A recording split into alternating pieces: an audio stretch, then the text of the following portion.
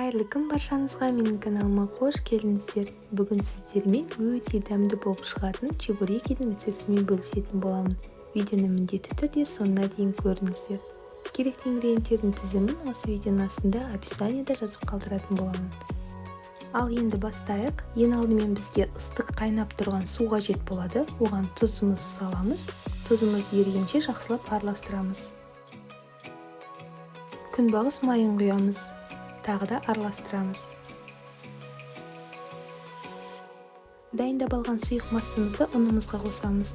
Шанышқының көмегімен араластырамыз, себебі ыстық болуы мүмкін.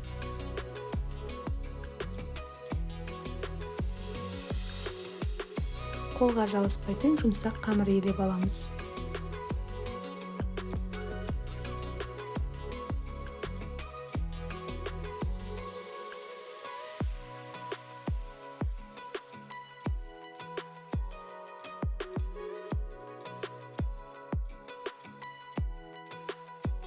Дайын болған қамырымызды тынығуға 20 минутқа қойып қоямыз.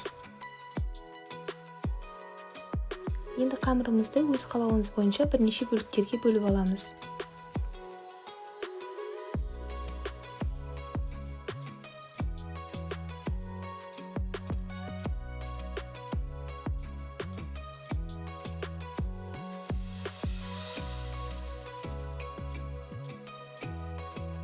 Осылай видеода көрсетілгендей қамырымызды жұқалап, дөңгелектетіп жайып аламыз.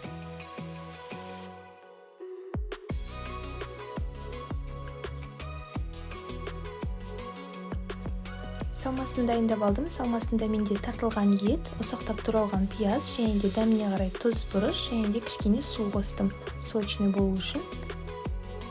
Енді қамырымызға салмасын саламыз. Жұқалап жаятын боламыз, жылдам пісу үшін.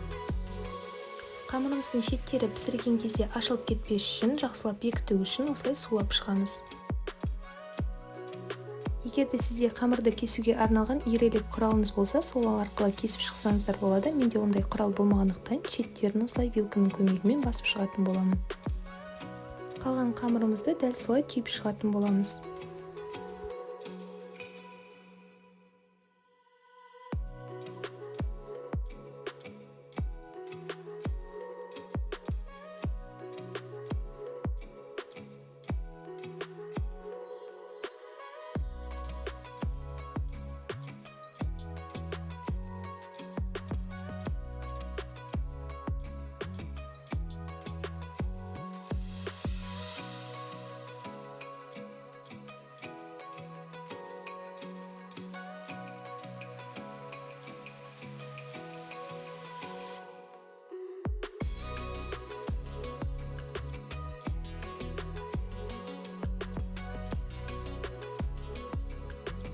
Енді чебуректерімізді пісіріп алатын боламыз. Алдын ала майымызды қыздырып аламыз.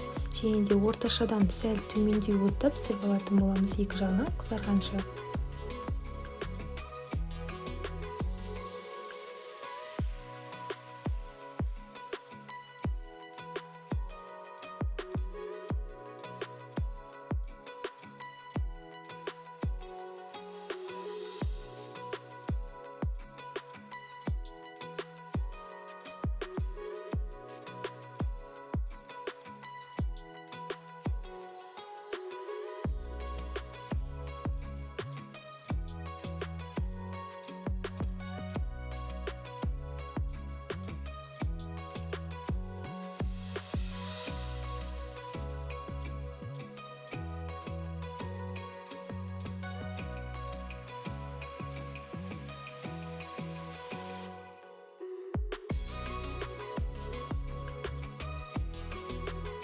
Мінекей біздің чебуректеріміз дайын болды. Өте дәмді болып шықты, әрі дайындалуы өте тез. Сіздер де міндетті түрде дайындап көріңіздер, ас болсын.